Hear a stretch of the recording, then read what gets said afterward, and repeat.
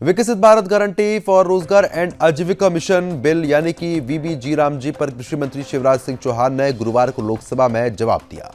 इस दौरान विपक्ष ने बिल के विरोध में जमकर नारेबाजी कर दी। विपक्षी सांसद वेल में पहुंच गए और कागज फेंके गए। हंगामे के बीच बिल ध्वनि मत से पास हो गया। शिवराज सिंह चौहान ने कहा कि मनरेगा का नाम पहले महात्मा गांधी के नाम पर नहीं रखा गया, वो तो पहले नरेगा था। बाद में जब 2009 के चुनाव आए तब चुनाव और वोट के कारण महात्मा गांधी याद आए, बापू याद किए गए, तब उनसे उनका नाम महात्मा गांधी के नाम से जोड़ा गया। इससे पहले विपक्ष ने इस बिल के विरोध में संसद परिसर में मार्च निकाला। इसमें विपक्ष के 50 से ज्यादा सांसदों ने हिस्सा लिया और वीबीजी रामजी बिल वापस लेने के नारे भी बकायदा यहां पर लगाए गए हैं। बुधवार को लोकसभा में वीबीजी रामजी बिल पर 14 घंटे चर्चा हुई। कार्यवाही देर रात 1:35 तक चली। इसमें 90 से ज्यादा सांसदों ने हिस्सा लिया। यह 20 साल पुराने एक्ट की जगह लेगा। इससे पहले राज्यसभा में sustainable harvesting and advertisement of nuclear energy for transforming India bill pass कर दिया गया है।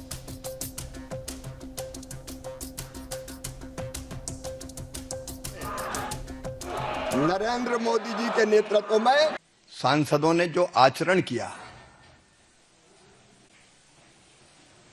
उसने लोकतंत्र को कलंकित किया है।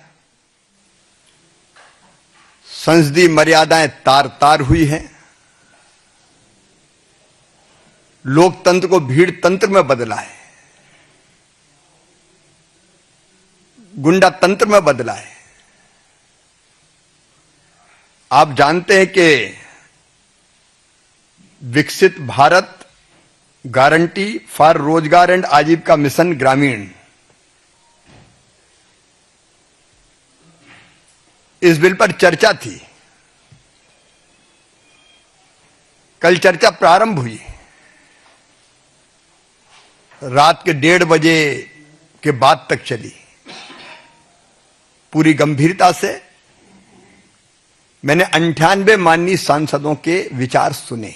जब एक स्वर्णिम अमृत काल आया है भारत के लिए, तो हम definitely want to define it by our government and which government doesn't want to do it. आपने देखा है इतिहास जो है, एक कार्यकाल, एक चाहे राजा हो चाहे उनके युगों के नाम से जाना जाता है। तो ये राम युग है, तो अब जिसका नाम आया उन्होंने वो नाम रखे। तो अब जब राम का वक्त आया तो वो अपना नाम रखेंगे। देखिए, जिस तरीके से देश के गांव को मजबूती देने की सोच के साथ जी राम जी की योजना को लाया गया, जहां पे गरीबों को सशक्त करने की सोच, गांव और शहर की दूरी को कम करने की सोच। महात्मा गांधी जी ने कहा था कि भारत की आत्मा गांव में बसती है। उन गांव को मजबूती देने की सोच के साथ इस योजना को लाया गया है। पर जिस तरीके से इस विधेयक के पारित करने में विपक्ष की भूमिका रही, मुझे लगता है वो पूरी तरीके से शर्मनाक है। आज जिस तरीके से देश की सबसे पुरानी पार्टी ने तमाम पुरानी परंपराओं को रौंदते हुए जिस तरीके से अपना आचरण सदन में दिखाया, ये कतई स्वीकार्य नहीं है। आप विरोध कीजिए, विरोध का अधिकार है आपको। अगर परेशानी है, अपनी परेशानी को आप व्यक्त कीजिए, ये अधिकार है आपको। पर मर्यादाओं को ध्वस्त कर आप अपनी सोच को बढ़ाना चाहें, ये कतई स्वीकार्य नहीं हो सकता। आज सदन के लिए और आज हिंदुस्तान की राजनीति का एक बहुत ही ऐतिहासिक और महत्वपूर्ण दिन है। गरीब कल्याण की योजनाओं का जिस प्रकार से भारत के यशस्वी प्रधानमंत्री नरेंद्र मोदी जी ने उस पर काम किया है, उसे आगे बढ़ाया है। आज विकसित भारत जी राम जी बिल 2025 पारित होकर जिस प्रकार से गरीबों के कल्याण के लिए यह बिल काम करेगा, हम सब ने सदन में देखा है। 1,51,000 करोड़ से अधिक इस बिल में खर्चा होने वाला है। किस प्रकार से 100 दिनों से अधिक 125 दिनों की वर्क गारंटी गरीबों को दी जाएगी और किस प्रकार से रूरल इंफ्रास्ट्रक्चर बढ़ेगा, ये सब हमने देखा है। किंतु आज बड़े दुख के साथ मुझे कहना पड़ रहा है कि जिस प्रकार सदन के मर्यादा को तार तार करने का काम मुख्यतः कांग्रेस पार्टी और कांग्रेस पार्टी के कुछ साथियों ने किया है, यह भी हिंदुस्तान के इतिहास में घोर आपत्तिजनक है और मुझे लगता है पहली बार देखने को मिला है। जिस प्रकार माननीय मंत्री शिवराज सिंह चौहान जी के रिप्लाई के समय, उनके भाषण के समय कागज फाड़कर बिल की प्रतियों को फाड़ करके हवा में उड़ाया गया, बिल का जहाज बना करके उसे उड़ाया गया हवा में। गैलरी में बैठे हुए जो छात्र थे वह भी आश्चर्यचकित होकर देख रहे थे कि आखिरकार हिंदुस्तान के लोकतंत्र के सर्वोच्च मंदिर सदन में ये क्या हो रहा है। सत्ता में बैठे हुए हैं वो गांधी विरोधी हैं, उनको गांधी जी के नाम से भी नफरत है, वरना मनरेगा जैसी योजना के नाम को बदलकर उसको लोगों को मूर्ख बनाने की दृष्टि से कहें कि हम तो इसमें दूसरी व्यवस्था कर रहे हैं। व्यवस्था क्या की इन्होंने? 100 दिन के बजाय 125 दिन किया, और जो राज्यों को देना होता था 10% उसकी जगह कर दिया 40%। तो कितने राज्य दे पाए? इन्होंने कभी ये नहीं देखा कि जब लगी थी, जब ये मनरेगा को लागू किया गया था, तब जो मिनिमम वेजेस हुआ करते थे मजदूरी के, उसके बराबर की व्यवस्था थी। अब मिनिमम मजदूरी जो है वो 600 रुपये से ज़्यादा 650 के आसपास है, और इसमें अभी 2 से 52 है। तो क्या ये तीर मारने जा रहे हैं? जितना मिनिमम वेजेस हो उतना पैसा मिलना चाहिए, और राज्य सरकारों से इन्हें पूछना चाहिए कि तुम पैसे दे पाओगे कि नहीं दे पाओगे। मुझे तो लगता है कि योजना को बंद करने की साजिश है। मजदूरों के हाथ में सीधे अकाउंट में जाता है, ये अंतर है। अब जी राम जी यही चलेगा। सबसे पहले तो मैं प्रधानमंत्री मोदी जी का आभार प्रकट करता हूं कि गारंटी फॉर रोजगार आजीविका मिशन ग्रामीण, ये विकसित भारत के लिए एक बहुत महत्वपूर्ण विधेयक है, जो आज लोकसभा में भी लाया गया। रात के लगभग 2 बजे तक हम लोगों ने चर्चा की, मैंने स्वयं उसमें भाग लिया। मैंने एक सवाल कांग्रेस से कल रात को सदन में भी पूछा था, आज वापस पूछता हूं कि अगर 1980 से अगर इस तरह की योजनाएं चल रही हैं जहां रोजगार की बात हो, 1989 में जवाहर रोजगार योजना इसका नाम दिया गया, 1999 में जवाहर ग्राम समृद्धि योजना इसका नाम दिया गया, संपूर्ण ग्रामीण रोजगार योजना इसको 2001 में कहा गया, फिर जब 2004 में यूपीए की सरकार बनी तो इसको national rural employment guarantee act NREGA कहा गया।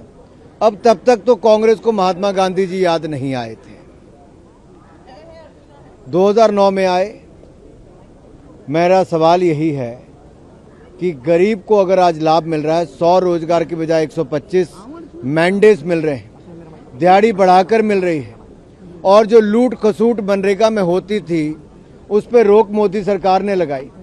टेक्नोलॉजी का उपयोग करके जियो किंग मोदी सरकार ने करवाई। कांग्रेस का बजट 30,000 40,000 करोड़ भी नहीं पहुंच पाता था, खर्च भी नहीं होता था, और घोटाले की फर्जी जॉब कार्ड के कितने केसेस सामने आए। 4.5 करोड़ नकली जॉब कार्ड पकड़े गए। ये सारी सफाई मोदी सरकार ने मनरेगा में पहले करवाई। आज एक बेहतर योजना जी राम जी विकसित भारत के लिए लेकर आए हैं। ये दिखाता है मोदी सरकार का संकल्प गरीब, वंचित, शोषित, पीड़ित के लिए, महिला, मजदूर के लिए नरेंद्र मोदी की सरकार ने दिया है। नरेगा। तो वहीं लोकसभा में जी राम जी बिल पास कर दिया गया है। बिल के पास होते ही सदन का माहौल गर्म हो गया। विपक्षी सांसदों ने जोरदार विरोध करते हुए सदन में कागज फाड़कर फेंके और नारेबाजी शुरू कर दी। बढ़ते हंगामे के चलते लोकसभा की कार्रवाई को कल तक के लिए स्थगित कर दिया गया है। इस पूरे मुद्दे पर शिवसेना के वरिष्ठ नेता और सांसद राजाबाबू वाजे ने बिल पर सवाल खड़े कर दिया है। दिल्ली ब्यूरो चीफ सौरभ तिवारी से बातचीत में राजाबाबू वाजे ने कहा है कि इस बिल के अंदर कोई गंभीर कमियां जो है वो साफ तौर पर नजर आ रही हैं, और ऐसे में ये कमियों को दूर किया जाना बहुत ज्यादा जरूरी है। उनकी तरफ से और क्या कुछ कहा गया है वो सुनना जरूरी है, सुनिए। आपके माध्यम से जी राम जी बिल लोकसभा से पास हो चुका है। हम बात करते हैं शिवसेना के वरिष्ठ सांसद राजाबाबू वाजे साहब से। वाजे साहब, इस तरह से मनरेगा का नाम बदल के जी राम जी कर दिया गया है, लेकिन इंडिया गठबंधन के जो सांसद हैं, आज आप लोगों ने हंगामा किया, बिल की कॉपी फाड़ी, क्या कहेंगे इस पर आप? मेरे ख्याल से रात को 1:30 बजे तक इसके ऊपर चर्चा चल रही थी। आज इंडिया आघाड़ी के लोगों ने, खास करके केसी वेणुगोपाल जी ने आग्रह किया था कि सिलेक्ट कमेटी के लिए, नहीं तो जेपीसी के लिए ये बिल भेज देना चाहिए। लेकिन स्पीकर साहब ने वो खारिज कर दिया। उनका कहना था कि 9 साढ़े 9 घंटे अगर हमने आपको बात करने की सुविधा दी है तो अभी कुछ ज़रूरत नहीं है, ऐसे उनके कहना था। और इसके वजह से पूरे विपक्ष ने हंगामा करके बिल फाड़ा और हाउस को ठीक ढंग से जो था वो चलने नहीं दिया। इसका कारण वो था कि सबको लगता था कि ये सिलेक्ट कमेटी को भेज देना चाहिए, तो इसलिए आज हंगामा हुआ है। वैसे भी कल तो बहुत 9 साढ़े 9 घंटे चर्चा हुई है, रात को 1:30 बजे तक। मैंने भी उसमें सहभाग लिया था। थोड़ी कुछ दिक्कतें वो बिल में हैं जो हमारे लिए महत्वपूर्ण है, उसके बारे में थोड़ी बात की थी। क्या आपको लगता है क्या दिक्कतें हैं उस बिल में? ये जो पहले जो था वो कि जो काम देते थे मनरेगा में, वो काम राज्य सरकार सूचित करती थी, केंद्र सरकार पैसे देती थी। लेकिन अभी राज्य सरकार का काम थोड़ा और बढ़ गया है। मेरे ख्याल से अभी नए बिल में प्रावधान ये है कि 60% केंद्र सरकार देंगी और 40% राज्य सरकार देंगी। वो राज्य के लिए हानिकारक है। दूसरी बात ऐसी है कि जो बुआई का सीज़न है, वो बुआई के सीज़न में 60 दिन काम बंद ही रखना है, ऐसे नए बिल में है। लेकिन बुआई के सीज़न में तो फिर लोगों को काम नहीं मिल सकता है, कुछ प्रॉब्लम। बेरोजगारी भत्ता देने की बात हो रही है ना उसमें बेरोजगारी भत्ता भी ऐसा नहीं, कुछ बहुत से कुछ ऐसा नहीं है। दूसरी बात यह है कि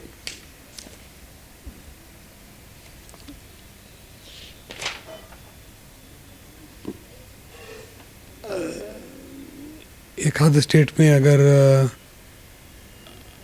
ज़्यादा बारिश हुई या कम बारिश हुई तब काम की ज़रूरत ज़्यादा होनी चाहिए, होती है। लेकिन अभी ये नए बिल से ये तो बजट ओरिएंटेड हो गया है सब। तो बजट ओरिएंटेड होने के वजह से लोगों को काम नहीं मिलेगा, उनको रिकॉर्ड करना पड़ता है। ग्रामीण क्षेत्र में इंटरनेट की सुविधा नहीं चलती। अगर नहीं इंटरनेट चला तो फिर लोगों को काम नहीं मिल सकता है, ऐसा भी हो सकता है। इसलिए ऐसे बहुत से प्रावधान ऐसे हैं कि जिसकी वजह से लोगों के मन में आशंका है कि ये लोगों के लिए है कि लोगों के खिलाफ है, इसलिए सबने उसका विरोध किया है। एक सवाल ये भी उठता है कि जिस तरह से बीजेपी कर रही है कि नाम बदला गया है, इस पर सबसे ज़्यादा दिक्कत हो रही है आप लोगों को? अभी वो ठीक है, वो जैसा ही आज तो मिनिस्टर साहब ने जवाब देते वक्त पूरी लिस्ट पढ़ दी है कि कितने नाम कौन से योजना के लिए कौन से नाम है। लेकिन महात्मा गांधी का नाम था, वो बदल के राम जी किया है। ठीक है, मेरा कहना है कि सिर्फ नाम बदलने से कुछ नहीं होगा, ये उसमें सुधार आना चाहिए। ज़्यादा से ज़्यादा लोगों को काम मिलना चाहिए और उनकी सुविधा के लिए काम एकदम सही ढंग से मिलना चाहिए। बहुत दिक्कतें नहीं आनी चाहिए। काम मिलने में भी दिक्कत आने लगी तो फिर काम कौन करेगा, ये प्रॉब्लम है। तो बहुत सारी बातें हैं, लेकिन ये थोड़ी बहुत जो मैंने कल रखी लोकसभा में, उसके बारे में मैं आपको बताया। चलिए, धन्यवाद।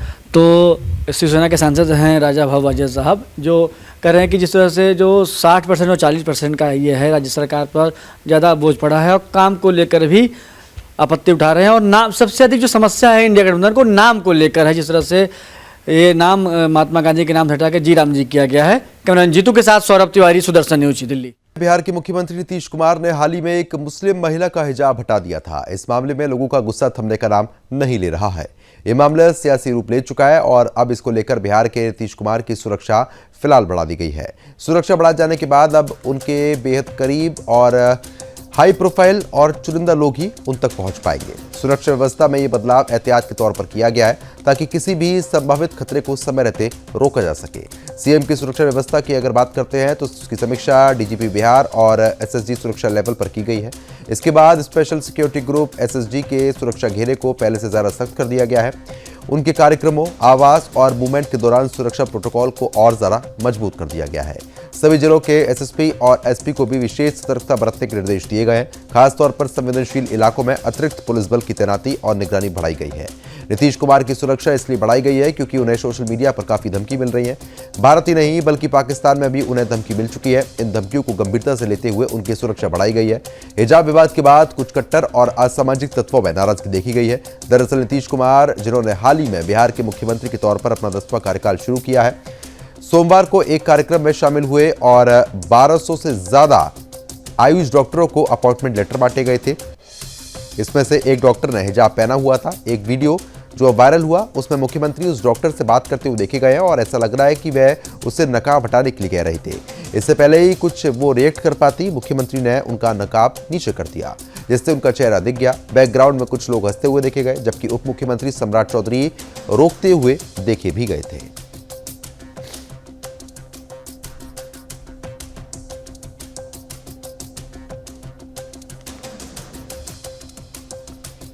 प्रधानमंत्री नरेंद्र मोदी की विदेश यात्रा कूटनीतिक उपलब्धियों का एक नया कीर्तिमान स्थापित कर रही है। गुरुवार को ओमान के सुल्तान हैतम बिन तारिक ने द्विपक्षीय संबंधों को नई ऊंचाइयों पर ले जाने के लिए प्रधानमंत्री मोदी को ओमान के विशेष नागरिक सम्मान ऑर्डर ऑफ ओमान से नवाजा। प्रधानमंत्री मोदी अपनी 3 देशों की सफल यात्रा के अंतिम चरण में मस्कट पहुंचे थे, जहां पर उन्हें इस सम्मान से नवाजा गया।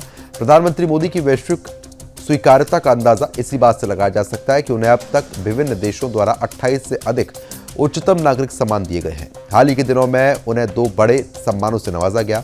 इथोपिया ग्रेट ऑनर निशान of Ethiopia, Kuwait order of Mubarak Al Kabeer. PM Modi की ये ओमान यात्रा बेहद ही खास है क्योंकि भारत और ओमान अपने कूटनीतिक संबंधों की 70वीं वर्षगांठ मना रहा है। बुधवार को जब प्रधानमंत्री मस्कट पहुंचे तो उनका भव्य स्वागत हुआ और उन्हें गार्ड ऑफ ऑनर से सम्मानित किया गया। सुल्तान के साथ कई उच्च स्तरीय बैठक हुई। व्यापार, निवेश, ऊर्जा, रक्षा और सांस्कृतिक संबंधों को मजबूत करने पर विशेष रूप से चर्चा हुई। पीएम मोदी की इन 3 देशों की यात्रा में जॉर्डन, इथोपिया के बाद ओमान का दौरा रणनीतिक रूप से महत्वपूर्ण था। ओमान भारत का खाड़ी क्षेत्र में सबसे पुराना रक्षा भागीदारी है और वर्तमान में दोनों देश रणनीतिक साझेदारी को और ज्यादा मजबूत कर रहे हैं। ओमान में भारतीय समुदाय के लोगों को संबोधित करते हुए प्रधानमंत्री मोदी ने भारत माता की जय, वंदे मातरम और मोदी मोदी के नारों के बीच अपना भाषण शुरू किया। ओमान में भारतीय समुदायों के लोगों को संबोधित करते हुए प्रधानमंत्री मोदी ने कहा कि मैं मेरे सामने एक मिनी इंडिया देख रहा हूं। प्रधानमंत्री नरेंद्र मोदी ने कहा कि ओमान में रहने वाले भारतीय अक्सर भारत आते जाते रहते हैं।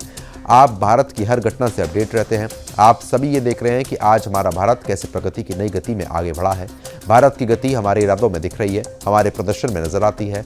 कुछ दिनों पहले ही आर्थिक विकास के आंकड़े आए थे और आपको पता होगा कि भारत की विकास दर 8% से अधिक रही है। यानी भारत लगातार दुनिया की सबसे तेजी के साथ बढ़ती प्रमुख अर्थव्यवस्था में बना हुआ है। ये तब हुआ है जब पूरी दुनिया चुनौतियों से घिरी हुई है।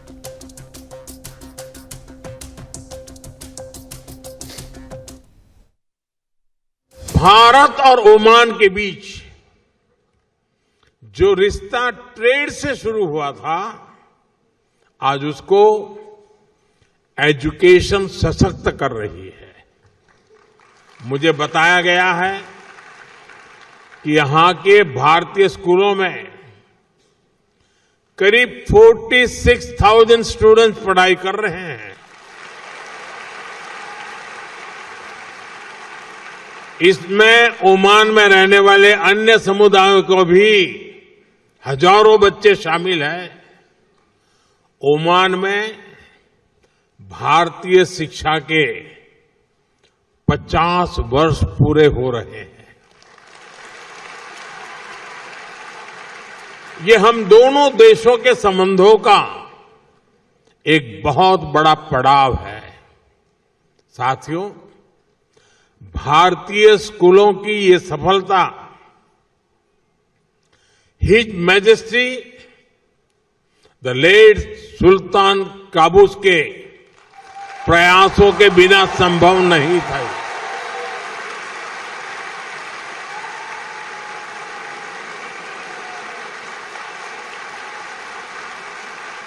उन्होंने इंडियन स्कूल मस्कत सहित अनेक भारतीय स्कूलों के लिए जमीन दी और जरूरी मदद की। इस परंपरा को हिज मैजेस्टी सुल्तान हैथम ने आगे बढ़ाया।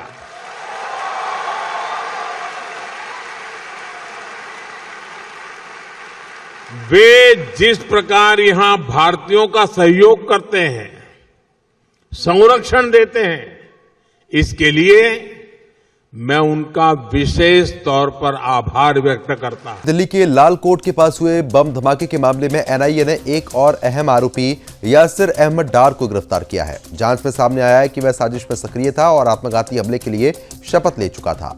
एनआईए इस आतंकी नेटवर्क की पूरी कड़ी खंगाल रही है। दिल्ली के ऐतिहासिक लाल कोट के आसपास पिछले कई महीने से पहले से ये लोग रैकी कर रहे थे और बम धमाके के मामले में जांच एजेंसीज ने एक और बड़ी कार्रवाई कर दी है। इस हमले में 11 लोगों की मौत हुई थी, कई लोग घायल हुए थे। मामले के लिए एनआईए को जिम्मेदारी सौंपी गई थी कि जांच की जाए। एक और अहम गिरफ्तारी हुई है जिससे इस आतंकी साजिश की परतें और खुलने लगी है।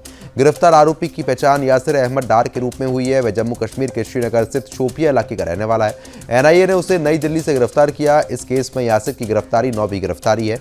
एनआईए ने उसे गैरकानूनी गतिविधि रोकथाम अधिनियम और भारतीय न्याय संहिता 2023 के संबंधित धाराओं के तहत केस दर्ज कर लिया है। बता दें कि एनआईए की जांच में सामने आया है कि 10 नवंबर को दिल्ली में हुए कार बम धमाके की साजिश में यासिर अहमद डार की अहम भूमिका थी और इस आतंकी साजिश में वो सक्रिय रूप से शामिल था। आत्मघाती हमले को अंजाम देने के लिए शपथ ले चुका था। जांच एजेंसीज के मुताबिक यासिर ने हमले की तैयारी और योजना में अन्य आरोपियों के साथ मिलकर काम किया था। जांच में यह भी सामने आया है कि यासिर का इस मामले के अन्य आरोपियों से लगातार संपर्क था। इसमें बम धमाके को अंजाम देने वाले मृत आतंकी उमर उन नबी और आरोपी मुफ्ती इमरान शामिल हैं। एनआईए का मानना है कि सभी आरोपी एक संगठित नेटवर्क के तहत काम कर रहे थे। एनआईए केंद्र और राज्य एजेंसियों के साथ मिलकर इस पूरी जांच को अंजाम दे रही है। फिलहाल बता दें कि इसी कड़ी में हाल ही में जम्मू कश्मीर और उत्तर प्रदेश में कई आरोपियों और संदिग्धों के ठिकानों पर छापेमार कार्रवाई हुई है। इन छापों के दौरान डिजिटल डिवाइस और अन्य आपत्तिजनक सामग्री जब्त हुई। इससे पहले हरियाणा के फरीदाबाद में अल फलाह यूनिवर्सिटी परिसर और अन्य स्थानों पर मुख्य आरोपियों डॉक्टर मुजम्मिल और डॉक्टर शाहीन के ठिकानों पर तलाशी की गई। एनआईए का यह कहना है कि जांच काफी तेजी के साथ आगे बढ़ रही है और लगातार लोगों की गिरफ्तारी की जाएगी।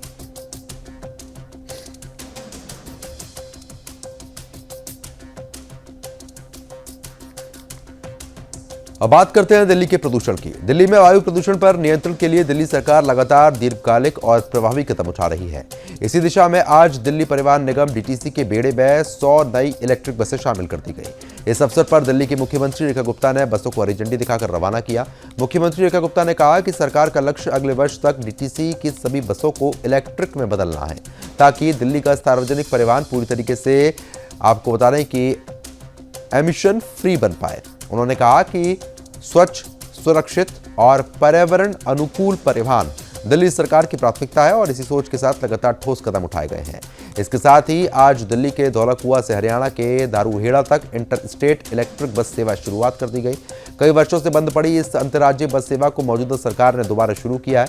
आधुनिक सुविधाओं से लैस ये बसें न केवल प्रदूषण कम करने में सहायक होंगी बल्कि रोजाना दिल्ली एनसीआर के बीच सफर करने वाले यात्रियों को सुरक्षित और आरामदायक यात्रा भी उपलब्ध होगी।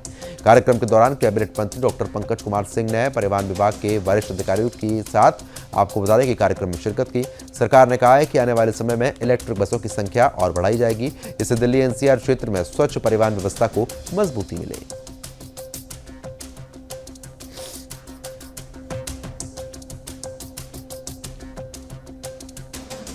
तो आगे बढ़ते हैं। मुंबई के बोरीवली स्थित कोरा केंद्र मैदान में लिब्धि विक्रम जैन सेवा ट्रस्ट की ओर से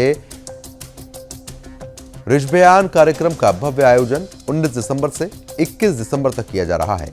3 दिवसीय यह आयोजन राजा ऋषभयान के ऐतिहासिक योगदान और सनातन संस्कृति के मूल तत्वों को समाज के हर वर्ग तक पहुंचाने के उद्देश्य से आयोजित किया गया है। इस ऐतिहासिक कार्यक्रम में देश भर में साधु संत, महंत, जैन मुनि, विभिन्न हिंदू संगठनों के प्रतिनिधि, सामाजिक, राजनीतिक और क्षेत्र के अनेक प्रमुख गणमान्य लोग शामिल होंगे। कार्यक्रम के प्रथम सत्र में निरंजनी पीठाधीश्वर आचार्य महामंडलेश्वर स्वामी कैलासानंद गिरी जी महाराज, जगत गुरु शांति गिरी जी महाराज, बागेश्वर धाम के पीठाधीश्वर पंडित धीरेन्द्र कृष्ण शास्त्री, पूज्य गच्छाधिपति यशोवर्म विजय जी महाराज साहब, महाराष्ट्र के मुख्यमंत्री देवेंद्र फडणवीस, धर्म योद्धा डॉक्टर सुरेश चौहान के तथा मेवाड़ के राजा लक्षुराज सिंह की विशेष उपस्थिति रहेगी। कार्यक्रम की तैयारियां अंतिम चरण में चल रही हैं। आयोजन का शुभारंभ आपको बता दें कि सुबह 9:30 बजे केसरिया दरबार के उद्घाटन के साथ होगा, जिसका उद्घाटन मेवाड़ के राजा लक्षराज सिंह के करकर्मों द्वारा किया जाएगा। इसके बाद प्रमुख साधु संतों द्वारा दीप प्रज्वलित करके कार्यक्रम का शुभारंभ होगा। दोपहर ठीक 12 बजे राजा ऋषभयान द्वारा आपको बता दें कि 72 कलाओं की भव्य प्रदर्शनी का उद्घाटन मुख्यमंत्री देवेंद्र फडणवीस और डॉक्टर सुरेश चौहान जी के हाथों से किया जाएगा। इस आयोजन को सफल बनाने में पूज्य यशोवर्म विजय जी महाराज साहिब का विशेष मार्गदर्शन प्राप्त हो रहा है। आपको बता दें कि कार्यक्रम सनातन और जैन संस्कृति के समन्वय को प्रदर्शित करते हुए सामाजिक एकता, सांस्कृतिक चेतना और राष्ट्रीय मूल्यों को मजबूत करने वाला एक महत्वपूर्ण मंच सिद्ध होगा।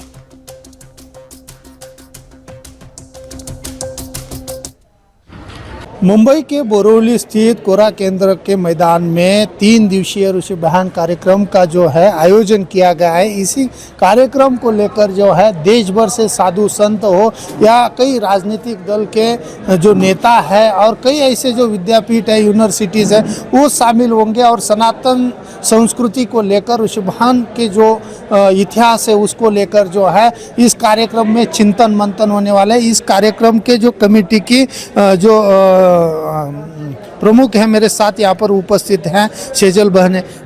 दीदी क्या बताएंगे किस तरीके से ये 3 दिवसीय प्रोग्राम का आयोजन किया गया है और क्या क्या इस प्रोग्राम में जो है 3 दिवसीय ये कार्यक्रम होने जा रहे हैं, क्या बताएंगे? ये 3 दिवसीय कार्यक्रम एक हमारा ऐतिहासिक कार्यक्रम होने वाला है। लगातार 3 डायमेंशन को लेकर ये कार्यक्रम चलेगा। हमारी संस्कृति, हमारा शिक्षण और हमारे मूल्यों, इन सब का यहाँ प्रस्तुतिकरण होगा। ये कार्यक्रम की शोभा और गौरव तभी बढ़ रहा है क्योंकि आप मानेंगे नहीं कि महामंडलेश्वर आचार्य श्री कैलाश आनंद गिरी जी खुद आने वाले हैं और जगत गुरु शांतिगिरी महाराज साहब भी आने वाले हैं, डॉक्टर सुरेश जी भी आने वाले हैं, तो सुरेश चौहान के आने वाले हैं, हमारे सुदर्शन चैनल के ही जो चेयरमैन भी हैं, और ऐसे बड़े बड़े संत जब होंगे और उस समय हमें सीएम हमारे जो सीएम है महाराष्ट्र के वो भी आने वाले हैं, अपने देवेंद्र फडणवीस सर आएंगे यहाँ पर और मेवाड़ के राजा लक्षराज सिंह आएंगे। तो ये एक ऐसा समूह साथ में मिलकर भारत की संस्कृति और उसके मूल्यों को बढ़ावा देने के लिए आ रहे हैं। सनातन हमारे जो मूल्य है उन सनातन मूल्यों को आज के युवा तक पहुंचाने के लिए ये साधु संत खास आ रहे हैं। ये साधु संत के आशीर्वाद भी प्राप्त होंगे और उनके शब्दों के द्वारा हमें एक वैचारिक बात भी प्राप्त होने वाली है। 3 दिनों में दूसरा जो दिन है वो दूसरे दिन में भी बहुत सारे हमारे गजेंद्र सिंह शेखावत जी, आशीष सेलार जी, अपने गुजरात से जो डेप्यूटी चीफ मिनिस्टर है हर्ष संघवी जी, वो सब भी आएंगे। तो ऐसे राजकीय नेता, राजकीय लीडर हमारे जो है वो भी यहाँ पर होंगे और बहुत से, जैसे कि आपने कहा कि यहाँ पर राजकीय नेता हो, साधु संतों तो बड़े पैमाने पर यहाँ पर पधारे हैं, लेकिन कई ऐसे जो संगठन है, कौन कौन से संगठन है, जैसे कि विश्व हिंदू परिषद हो, बजरंग दल हो, या कई ऐसे संगठन जो है, कौन से ऐसे संगठनों को यहाँ पर आमंत्रित किया है? हमने भारत के सभी बड़े संगठन को आमंत्रित किया है। हमारी सनातन संस्कृति के साथ जुड़े हुए, हमारी भारतीय संस्कृति के साथ जुड़े हुए, भारतीय मूल्यों में जो विश्वास रखते हैं, उन सभी को हमने आमंत्रित किया हुआ है क्योंकि उनके शब्दों का एक असर और वजन पड़ता है। सनातन संस्कृति को लेकर जो है राजा ऋषभ का क्या योगदान था उसके ऊपर पूरा चिंतन मंथन ये 3 दिवसीय प्रोग्राम में यहाँ पर किया जाएगा। देश भर से साधु संत हो या महाराष्ट्र के मुख्यमंत्री हो या यहाँ के जितने भी बड़े नेता हो या कई ऐसे विश्वविद्यालय जो है इस प्रोग्राम में शामिल होंगे। कैमरा पर्सन संदीप के साथ दीपक चौहान, सुदर्शन न्यूज, मुंबई। ये जो सेमिनार राजा ऋषभ के नाम से हो रहा है, ऋषभायन, इनका मकसद एक ही है कि अपनी प्राचीन संस्कृति, जिनके पुरोधा थे राजा ऋषभ, जो अपनी परंपरा में, अपनी सभी धार्मिक परंपराओं के जो पुरोधा थे, उनके बारे में पूरे विश्व को जानकारी मिले। और एक तरह से देखा जाए तो भारतीय संस्कृति के वो पुरोधा थे, ये कहना शायद संकुचित होगा। पूरे विश्व की जो भी संस्कृति है, कहीं ना कहीं डायरेक्ट इनडायरेक्ट किसी भी तरह से भगवान ऋषभदेव, राजा ऋषभदेव उनसे जुड़े हुए हैं। ये सारे तथ्यों का देश विदेश के स्कॉलरों के द्वारा संशोधन करवाया गया और दुनिया के सामने जो सच है, अपनी भारतीय परंपरा, अपनी धर्म परंपरा, अपनी सनातन परंपरा, अपनी संस्कृति, उनको पूरी दुनिया को मालूम पड़े, इनके लिए एक कार्यक्रम है। और इनके अंदर अपने सभी धर्मों के संत करीब करीब पधारेंगे और सभी एक ही बात पे अपनी स्पीच और अपना प्रवचन देंगे कि हम सब एक है। भारतीय संस्कृति के पुरोधा अपने राजा ऋषभदेव थे, जो अपने सिद्ध परमात्मा श्री रामचंद्र जी के भी पूर्वज थे। तो ये अपनी परंपरा एक ही थी, एक ही है और भविष्य में भी एक ही रहे। इसी किसी शुभ उद्देश्य के साथ सामाजिक संस्कृति का उत्थान हो, समाज का उत्थान हो, सिर्फ एक ही भाव से एक रुशवायन का आयोजन किया गया है। कोई धर्म की इसके पर छाप नहीं है। सभी संस्कृति संस्कार अपने उजागर हो, इसी मकसद को लेकर ये सेमिनार का आयोजन है। और तमाम लोगों से हमारा कहना है कि संस्कृति के उत्थान के कार्य में आप भी पधारो, अपना हिस्सा जुटाओ और आप भी इनसे लाभान्वित बनो, जिनसे अपने आइंदी पीढ़ी के लिए बहुत कुछ अच्छा हम कर सकेंगे। ये संस्कृति के माध्यम से इसी उम्मीद के साथ एक कार्यक्रम का आयोजन किया गया है। विकृति दूर हो और संस्कृति का प्रागट्य हो, ये सब संत एक मंच के ऊपर आकर अपनी गुहार लगाएंगे, अपनी प्रवचन शैली से बोलेंगे। हमें आशा है कि अपनी परंपरा ये संतों के माध्यम से फिर से पुनर्जीवित करने का शायद हमें लाभ मिले।